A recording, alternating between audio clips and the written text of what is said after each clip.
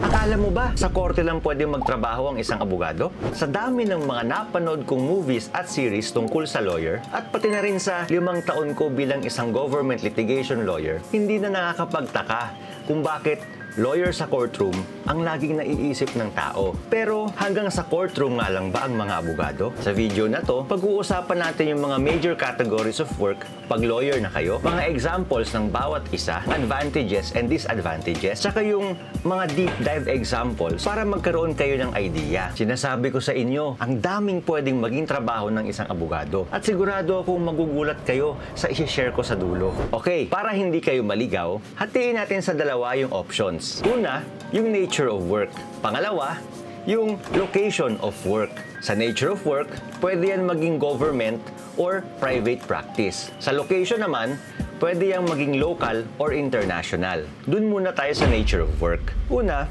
tanungin mo muna yung sarili mo. Bakit mo ba talaga gustong maging abogado? Alam nyo sa channel natin, we listen and we don't judge.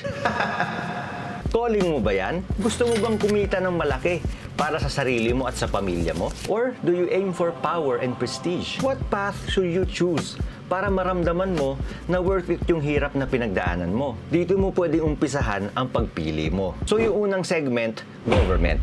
Segment, government, wow! Rhyme!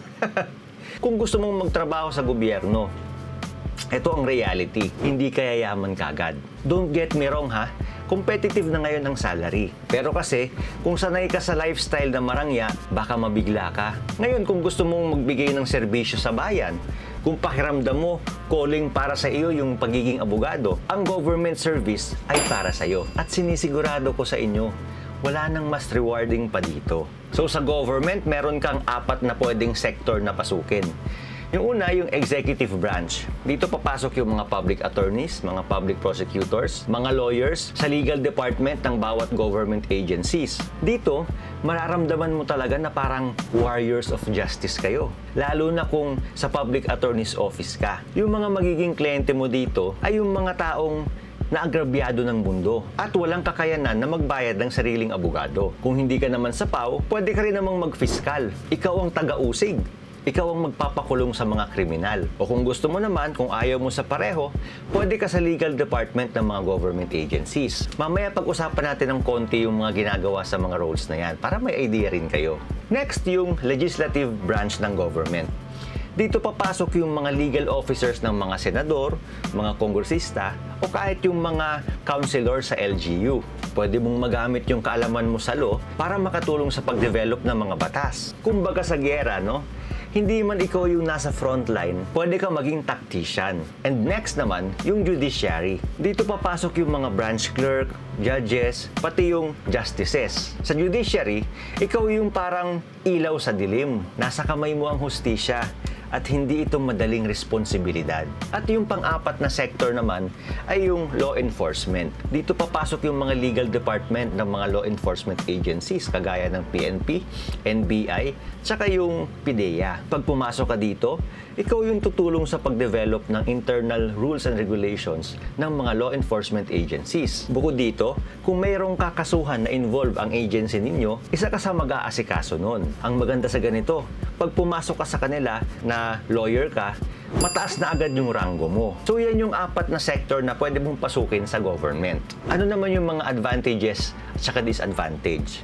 Doon muna tayo sa advantages. Isa sa mga advantage kasi, competitive na ang salary, hindi tulad dati. Kahit yung mga benefits, retirement benefits, okay na okay din, lalo sa judiciary. May mga government positions na pinapayagan mag-private practice on the side. Yun nga lang, kailangan mong kumuha ng authority to practice para payagan ka mag-practice kahit nasa government ka. At yung pangatlo na benefit, yung altruistic feeling o yung pakiramdam na may naitutulong ka sa bayan. Punta naman tayo sa disadvantages. Dahil nga maganda na ngayon ang government service, mahirap nang pumasok kasi marami ng applicants. Also, hindi lahat ng government position ay pinapayagan na mag-practice on the side. Bukod dyan, limitado lang din yung pwede mong kitain kasi kung ano yung nakalagay sa batas na income mo, salary mo, tsaka yung benefits, yun lang yun. Bukod sa limited yung income, limitado rin kasi yung galaw mo. Kasi nga dahil sa nature ng trabaho, public service, merong certain standard na kailangan mong ma-meet sa pagre-render ng public service. Otherwise, baka magkaroon ka ng administrative complaint. Tapos, goodbye work ka na. Not to mention na limitado yung galaw mo kasi constrained ka dun sa 8 to 5 work schedule. So, kumbaga, hindi mo hawak yung oras mo. Unless siguro na mataas ang government position na hinahawakan mo. So, next, punta naman tayo sa kabilang side, no? Basta hindi government,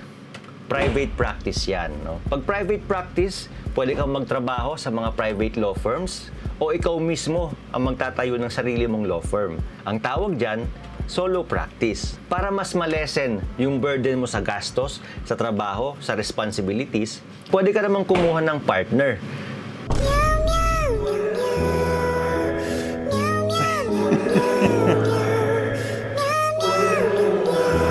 Oh, sana all.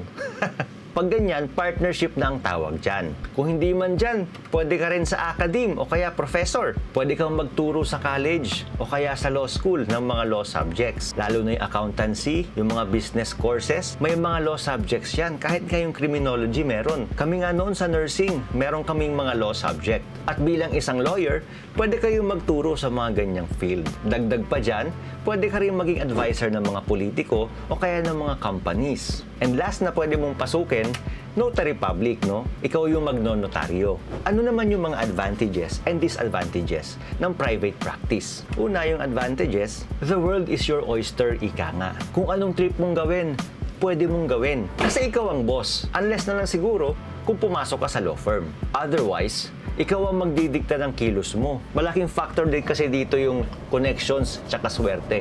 Which brings me to story time. True story to ha. May kakilala ako nakakapasalan ng bar exam. Tapos ang strategy na ginawa niya, tumatambay siya sa mga golf course. Isang araw, may nakuha siyang kliyente doon. Isang foreigner na magtatayo ng company expansion dito sa Pilipinas. Alam niyo kung magkano ang binabayad sa kanya isang buwan?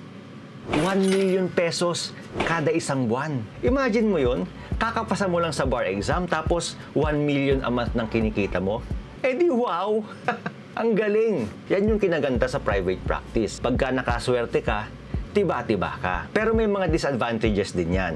Una, yung highly volatile yung income mo. Kasi gaya ng sabi ko kanina, depende sa kayod mo yung kikitain mo. Bukod sa kayod, kailangan magaling ka rin mag-networking. O, hindi yung networking na power, power! Hindi ganun ha. Pero yung networking na pakikitungo sa ibang tao. So, ang private practice, swertihan din talaga. Nakadepende siya sa swerte mo. Siyempre, pag nagsisimula ka, wala ka pa namang pangalan. Hindi ka pa ganun kilala ng mga ibang tao. At dahil hindi ka pa ganun kakilala, wala ka masyadong kliyente, tsambahan. Tapos gagawa ka pa ng sarili mong law firm. Iisipin mo pa yung renta mo, kuryente mo, at yung upkeep mo.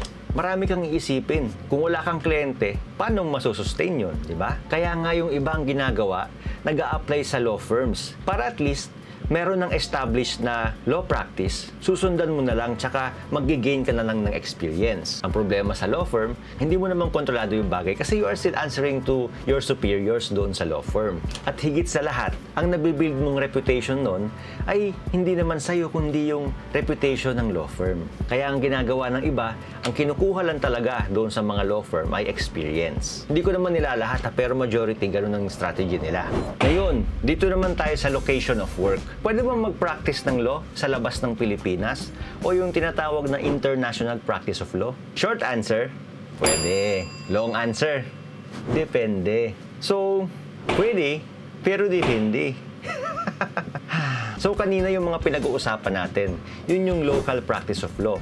Sa international practice of law, pwede kang mag-practice sa private sector o kaya sa government sector. However, do note that your practice internationally will be very limited and subject to several requirements. Sa private sector abroad, for one, your practice can only cover Philippine laws. Unless nag-additional studies ka abroad and pinasa mo rin yung bar exams. Hindi ka rin pwedeng mag-appear sa korte, doon sa korte nila bilang lawyer. Kasi dapat, licensed lawyer ka doon sa bansa or sa state na yon. Ang example nito yung New York bar exams, California bar exams, and the like. So, ang usual example nito ay yung corporate lawyers na pinapadala abroad. Usually, may mga collaboration yan sa resident councils.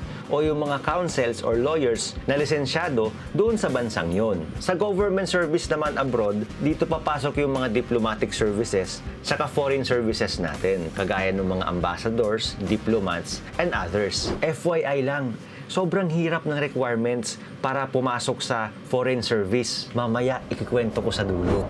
Okay, punta naman tayo sa deep dive examples. Isa sa mga common path ng mga lawyers ay yung pumasok sa private practice. Whether you choose to work solo or join a law firm, private practice allows you to handle diverse range of legal cases, represent individual clients, companies, and organizations. Sa private practice, ang lawak-lawak ng pwede mong pasukin. Sa private practice, ang dami-dami mong pwedeng hawakan na kaso, kagaya ng criminal cases, civil cases, tax cases, labor, mediation and arbitration, election, intellectual property, human rights, immigration. Ayan ang pwede mong hawakan. Yung civil, kunwari yung mga annulment. Sa tax, yung kliyente mo hinahabol ni BIR. Yung labor naman, yung kliyente mo na-dismiss sa trabaho nang walang sapat na basihan. Sa mediation and arbitration, dalawang kumpanya nag-aaway. Ikaw yung magmi-mediate. Election cases, may violation ng election laws. Merong ginagawang vote buying. Intellectual property cases, may naimbento ka, may kanta kang ginawa, ipaparegister mo. O kaya yung logo ng company nyo, trademark. Pwede rin yun. Human rights. Nakaranas ka ng abuso sa mga pulis, sa mga law enforcement agencies. Immigration. Pwede rin. Ang dami-dami nyong pwedeng pasukin sa private practice. Next, yung corporate lawyer. If you prefer a more corporate environment, becoming an in-house counsel for companies might be the right fit for you. Ang usual work nito ay yung corporate compliance. Ibig sabihin, sisiguraduhin mo na nagko-comply sa mga regulatory offices yung kumpanya ninyo, kunwari sa SEC, sa BIR, o kaya yung mga labor matters, yung labor contracts, tax matters, yung mga tax na binabayaran sa BIR, dapat magko-compliance sa mga requirements ng mga agencies na yon. At ikaw, bilang in-house counsel, trabaho mo na siguraduhin na nagko-comply sila doon. Magre-review ka rin ng mga contracts, internal or external, para siguraduhin na yung kapakanan ng company ay napoprotektahan. Ang example nito ay yung mga lawyers ng mga BPO, mga insurance companies, mga lawyers ng telco, kagaya ng Smart, Globe. Yung professor ko nun sa law school, head lawyer ng Globe yun. Mga real estate firms. Basta ang employer mo ay yung corporation, in-house counsel ka. Ikaw yung corporate lawyer ng kumpanyang yun. At ang main trabaho mo bilang in-house counsel ay protektahan yung interes ng kumpanyang pinagtatrabahuhan mo. Next naman, yung mga government lawyers. Pwede ka sa national government offices, kagaya ng Department of Justice, Office of the Solicitor General, sa Ombudsman, sa Senate, sa House of Representatives, sa Supreme Court, etc. Basta sa national government, pwede ka rin doon. Kung hindi kayo sa national government, pwede kayo sa local government. Sa LGU, magiging lawyer kayo ng mga konsehal, kayo yung kasama sa legal team ng mga konsehal. Kung hindi man kayo sa policy making, pwede rin kayo sa investigative bodies. Naalala ko nun, nung after kong mag-take ng bar exam, hindi pa ako pumapasa, naghihintay pa lang ako sa result, nag-apply na ako sa anti-graft board ng LGU namin bilang isang investigator. Kaso hindi na ako tumuloy doon kasi natanggap din ako eventually sa isang RTC bilang CDO o yung Court Decongestion Officer. Ngayon, habang naghihintay ako ng result ng bar exam, yun yung work ko. At nung pumasa na ako, nagtatrabaho ako nun as CDO, nag-apply na ako sa Public Attorney's Office. So, ayan yung mga pwede mong pasukin bilang government lawyer.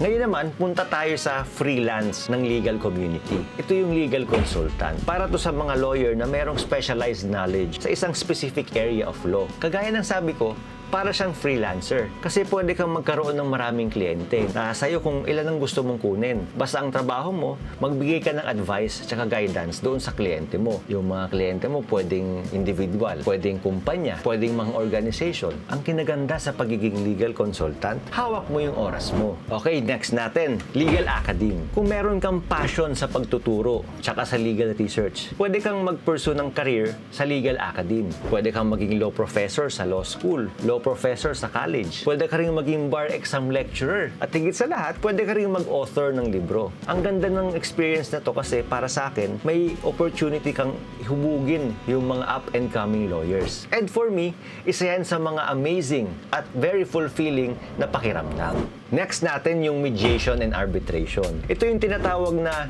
Alternative Dispute Resolution. Hindi kasi lahat ng bagay ay advisable na laging idadaan sa korte. Alam nyo naman yung mga kasuhan, napakatagal, napakagastos. Kaya nga, merong Alternative Dispute Resolution. Ito na yon, mediation and arbitration. Ang kinaganda sa practice na to, alam nyo ba? Guaranteed yung kikitain mo. Kasi, before pa sila magkaroon ng mediation or arbitration sa inyo, may babayaran na silang fee. At yung fee na to, sigurado yan, matatanggap ninyo, regardless sa outcome ng mediation or arbitration. Sa traditional legal representation kasi, may chance na hindi ka mabayaran ng kliyente mo. Unlike dito, sa mediation and arbitration. Isa yan sa unique characteristics ng mediation and arbitration. Yun nga lang, meron yan specialized training. Tsaka kailangan nyo ng accreditation. Hindi pwede na basta ka na lang naging mediator or arbitrator. May mahabang proseso yan bago ka maging accredited. Tsaka yung madalas na hinahandle ng mediator tsaka arbitrator ay yung commercial arbitration. Yan yung mga malalakihang kumpanya. Kaya nga ginaganda dyan, siguradong may maibabayad sa'yo. Ang example nito yung mga contractual disputes sa construction company o kaya yung mga enforcement ng arbitration tsaka mediation clauses sa kontrata ng mga kumpanya. Yan yung maganda doon. Tsaka tandaan, magkaiba ito sa court annex mediation saka sa JDR, Judicial Dispute Resolution.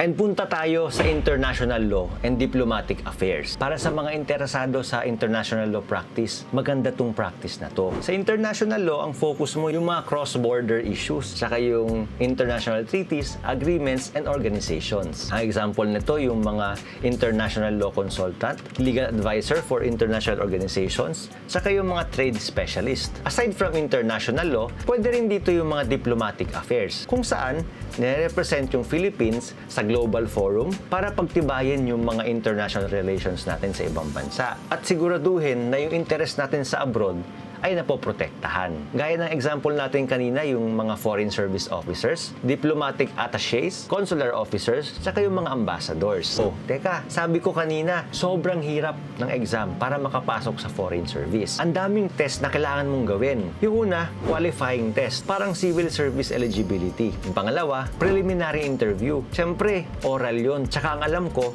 panel ang mag-i-interview sa'yo. Ang pangatlo, psychological examination. Isa yan sa mga pinakamahirap na paghandaan kasi kung hindi ka psychologically fit, wala talaga. And last, yung oral test. Dito nasusubukan lahat ng capacity mo bilang isang applicant. Bukod sa napakahirap na written exams and interviews, pati yung history and culture ng ibang bansa, dapat may alam ka. Kahit nga yung basic table etiquette, kasama yan sa tinitingnan. Base nga sa mga nakwento sa akin, yung last part ng exam, magdi-dinner kayo. Tapos doon lahat titingnan yung table etiquette mo, magbibigay ka ng speech sa harap ng mga mag-i-interview sa'yo, harap ng mga kasama mo, sa harap ng mga diplomate, titingnan ka kung fit ka bang i-represent ang Pilipinas sa ibang bansa. May nakita ako sa website, yung process ng application. Ililink ko down below para magka-idea kayo. Sa dinami-rami ng pinag-usapan natin, tandaan nyo, walang shortcut at walang formula para sa tagumpay. Sobrang daming opportunities ahead of you pag pumasa ka sa bar exam. It doesn't matter kung nasa courtroom ka man, kung nasa opisina ka man, o nasa classroom ka man, kung espada ba o panulat ang hawak mo. Ang mahalaga, alam mo kung bakit, ano, at para saan yung ginagawa mo. At higit sa lahat, you are working hard to be the person that you aspired to be. When you said sa sarili mo, gusto kong maging abogado at magiging abogado ako. So attorney, the world is waiting for you.